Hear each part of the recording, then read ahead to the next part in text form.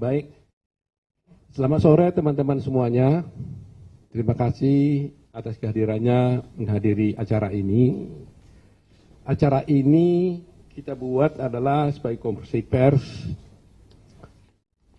Kita tahu bahwa selama ini Pak Jokowi selalu mendapat gangguan dan termasuk juga ada gugatan-gugatan terhadap beliau dan keluarga. Yang mana menurut kami sebenarnya gugatan-gugatan itu tidak berdasar, tetapi karena diajukan di pengadilan tentunya harus kita hormati dan harus kita hadapi. Kami di sini adalah tim kuasa hukum daripada Pak Jokowi dan juga tim kuasa hukum mewakili Ibu Iriana. Ada Pak Rifai, ada Pak Andra, ada Ibu Dame Purba, ada Yakub Hasibuan, ada Firman Pangaribuan, ada Nikolai, dan ada Nurul Firdausi.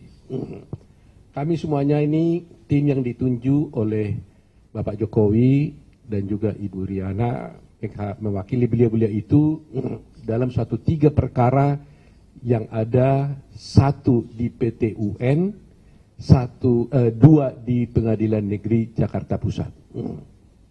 Pertama yang ingin saya beritahukan bahwa gugatan yang di PT UN itu adalah menyangkut perkara di mana ada tuduhan tentang dinasti politik. Putusan ini sudah dibuatkan oleh PT UN beberapa waktu yang lalu, dan gugatan tersebut dinyatakan tidak diterima. Jadi itu satu membuktikan bahwa sebenarnya persoalan dinasti politik itu sebenarnya tidak pernah terbukti di PT UN. Kedua, hari ini tanggal 25 April telah keluar putusan Pengadilan Negeri Jakarta Pusat sehubungan gugatan yang ditujukan kepada Bapak Jokowi. Ada juga di sana KPU dan beberapa tergugat. Nanti akan kami berikan. Gugatan tersebut juga oleh Pengadilan Negeri Jakarta Pusat hari ini dinyatakan telah tidak diterima. Ya, eksepsi kami dikabulkan, lakukan eksepsi absolut dan gugatan tersebut tidak diterima. Gugatan ini adalah gugatan yang diajukan melalui kuasa hukumnya, yaitu Egy Sujana dan kawan-kawan. Dan gugatan itu tidak diterima oleh Pengadilan Jakarta Pusat. Gugatan ini adalah mengenai tuduhan yang dituduhkan kepada Bapak Jokowi tentang ijazah palsu.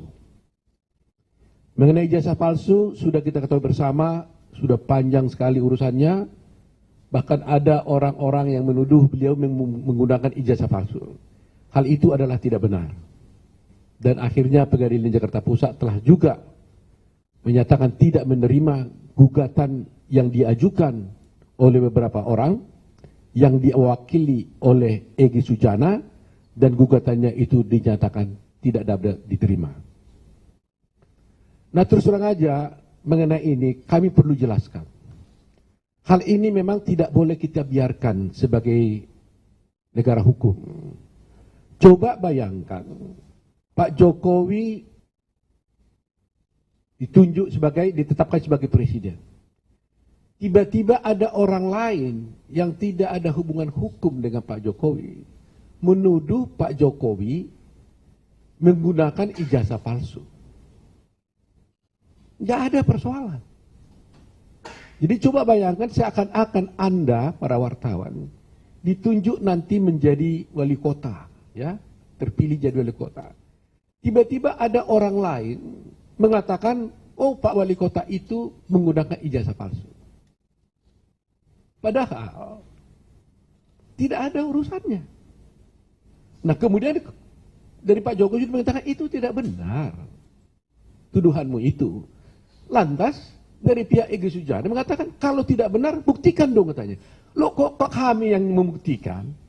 Kalau Anda menuduh Pak Jokowi memiliki ijazah palsu, buktikan dong bahwa ijazah Pak Jokowi itu palsu.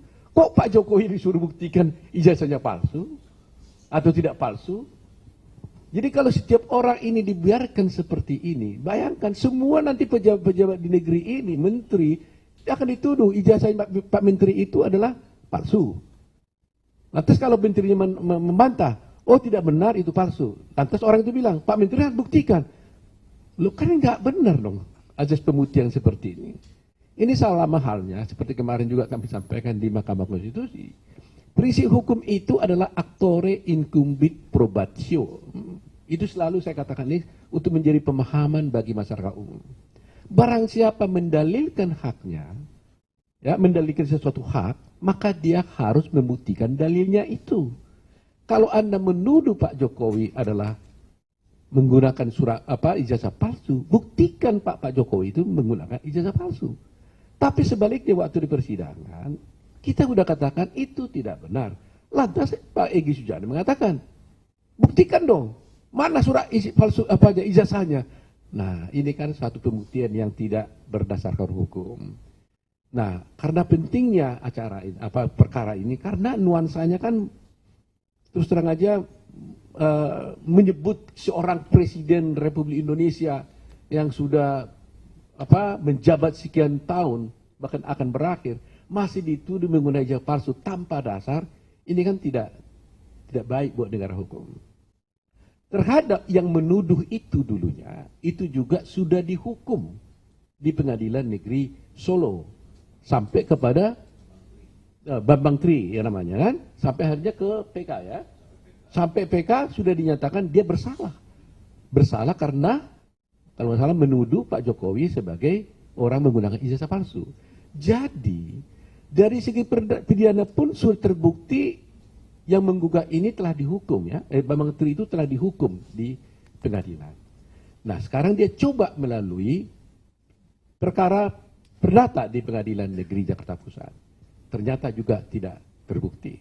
Jadi inilah mungkin yang, nah ada satu lagi perkara yang belum diputus, juga itu gangguan terhadap Pak Jokowi menurut kami. Karena gugatan itu diajukan terhadap Pak Jokowi sehubungan dengan penetapan Gibran sebagai calon presiden. Nah padahal perkara ini kan sudah diputuskan di Mahkamah Konstitusi.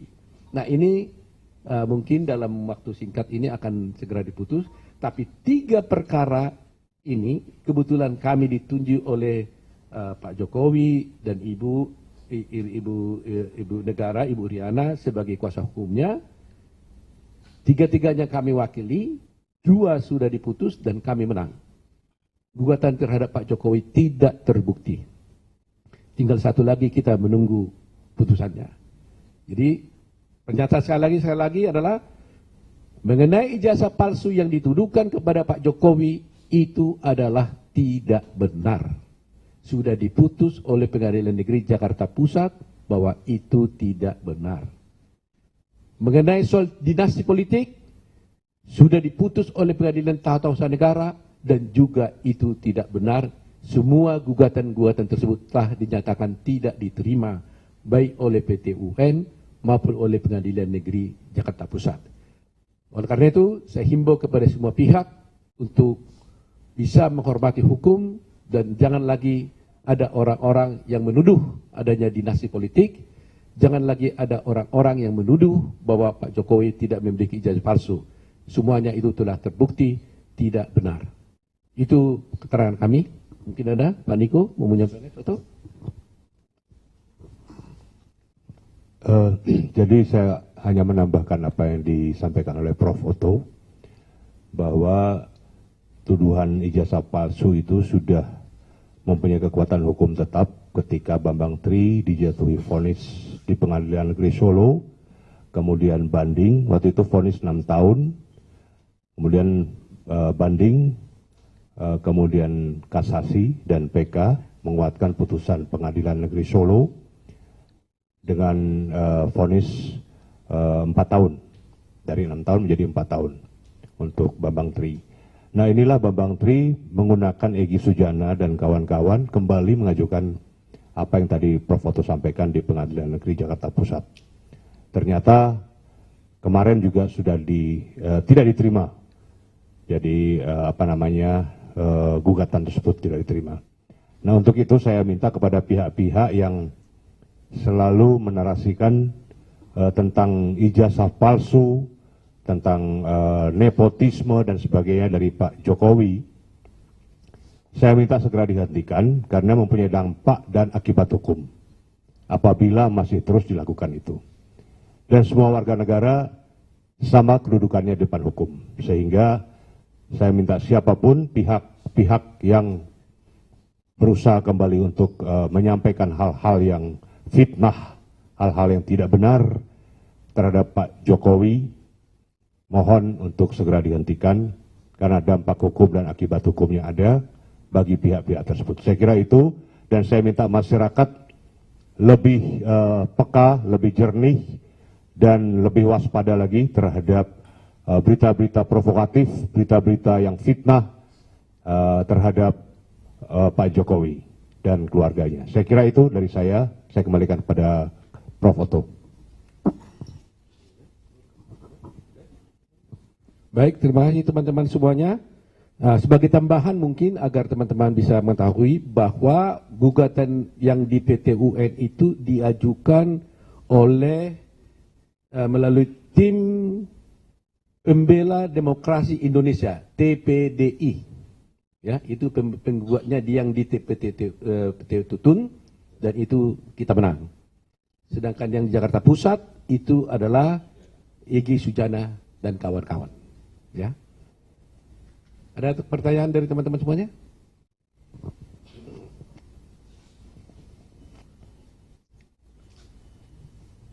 Jadi sudah jelas ya, 3 perkara itu sekarang 2 sudah diputus dan sama sekali tidak ada yang bisa membuktikan tentang tuduhan-tuduhan mereka. Jadi selama ini kita bisa lihat bahwa itu hanyalah suatu narasi-narasi yang disampaikan untuk apa? Boleh dikatakan ya kami duga sebenarnya ada duga di dalam perkara pidana. Kenapa itu dinyatakan dihukum? Karena mungkin diduga untuk melakukan fitnah atau pencemaran nama baik, gitu kan? Nah, sedangkan di perkara ini karena diajukan gugatan di pengadilan, tentunya kita buktikan sebaliknya. Itu saja mungkin yang ingin saya sampaikan. Ya? Ya?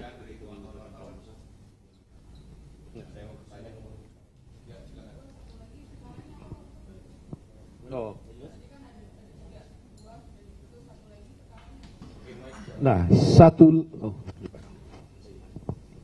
lagi perkaranya itu adalah perkara yang diajukan oleh Pak silakan jelaskan. Oke, jadi ada 3 gugatan, 2 di PN Jakarta Pusat, 1 di Petun Jakarta. Yang di Petun Jakarta itu pengajuannya dilakukan oleh Tim Pembela Demokrasi Indonesia, ya, Jilid 1, itu Petrus Salistinus dan kawan-kawan. Yang digugat diantaranya Pak Jokowi, lebih kurang yang dibahas terkait dinasti politik. Sudah diputus oleh PN Petun Jakarta beberapa bulan lalu, dinyatakan tidak diterima. Lalu perkara yang kedua itu diajukan di PN Jakarta Pusat oleh Tim Pembela Demokrasi Indonesia Jilid 2. Ya, itu diajukan oleh Mas Patra Wijaya dan kawan-kawan, ya, Patra Zena lebih kenalnya, di Jakarta Pusat, ya, dan ini masih berjalan. Kita juga mengajukan eksepsi absolut, tapi masih menunggu keputusan seperti apa.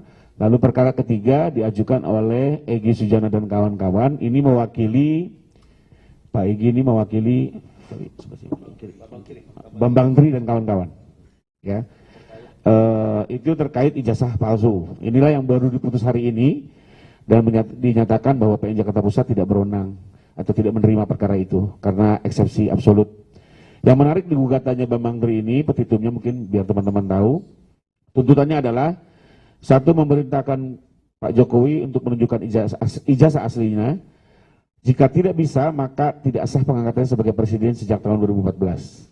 Itu tuntutan pertama. Kedua, tuntutannya adalah agar penggugat atau terpidana dinyatakan tidak bersalah. Yang ketiga, agar Pak Jokowi membayarkan kerugian 10 triliun. Yang keempat, meminta pemerintah bayarkan kerugian 10 triliun juga, jadi 2 kali 10 triliun. Lalu menuntut Pak Jokowi minta maaf dan mengakui kesalahannya pada rakyat di media massa. Dan terakhir, meminta MPR untuk bersidang dan memastikan tidak ada presiden menggunakan ijazah palsu. Jadi inilah petitumnya, tapi ini semua tidak masuk ke pokok perkara karena sudah dinyatakan tidak dia dapat diterima gugatannya. Demikian. Ya, silakan.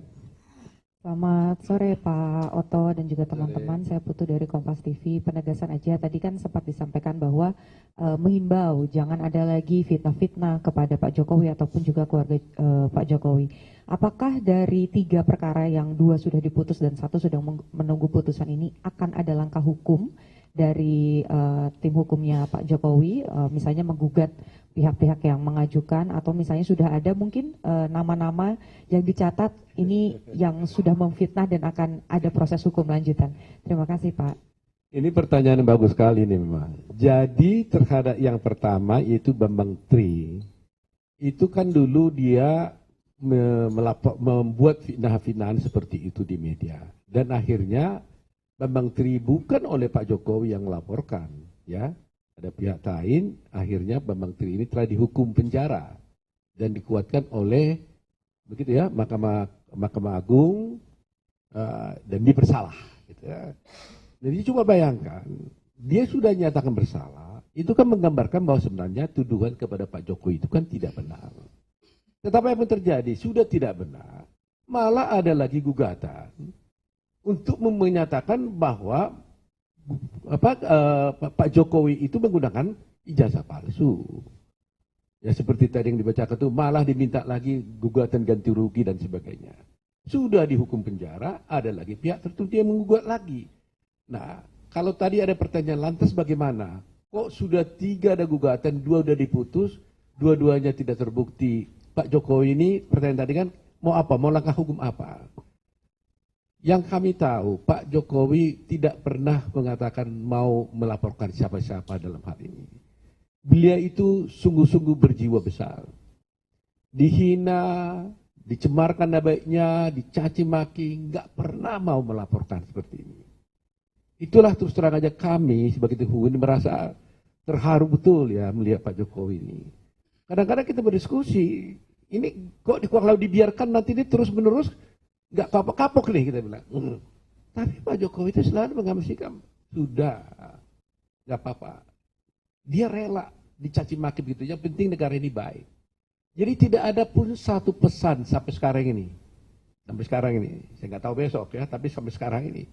Kepada kami untuk mengatakan, gugat balik, lapor balik orang itu. Nggak ada. Nah itulah kehebatan daripada Pak Jokowi ini. Sudah terang-terang kan? Kan sudah dikontes, dicoba melalui media massa, nggak berhasil. Dicoba melalui pengadilan, nggak berhasil. Ya terus mau apa? Ini negara kita kan negara hukum. Jadi saya kira patutlah kita harus mengikuti jejak Pak Jokowi, bahwa dia tidak mau membuat suasana menjadi keruh.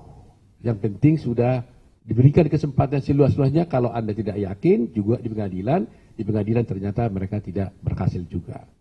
Jadi itu jawaban kami itu. Ya. Ada lagi yang lain? Saya kira mungkin cukup ya. Jadi yang penting kita, pesan yang ingin disampaikan itu adalah, pertama, Pak Jokowi tidak ada keinginan untuk melaporkan siapapun, melapor balik tidak ada. Kedua, jangan sampai ada lagi menuduh Pak Jokowi melakukan politik dinasti, karena ternyata itu sudah diputus oleh Petun, tidak ada buktinya. Jangan ada lagi yang menuduh Pak Jokowi tidak memiliki ijazah palsu, karena sudah diputus oleh Pengadilan Negeri Jakarta Pusat bahwa itu tidak benar. Jadi saya kira semuanya game is over, sudah selesai semuanya. Ya, terima kasih. Jadi saya ucapkan terima kasih kepada semua pihak ya, yang ada juga di sana KPU juga jadi pihak, ada juga yang Prabowo jadi pihak di dalam perkara itu. Ada kementerian keuangan, kementerian yang menjadi pihak. Nah, terima kasih kepada mereka semua, dan juga terima kasih kepada Pengadilan Tun, Pengadilan Jakarta Pusat yang telah memutus perkara ini secara adil dan fair. Gitu. Terima kasih. Ya, terima kasih.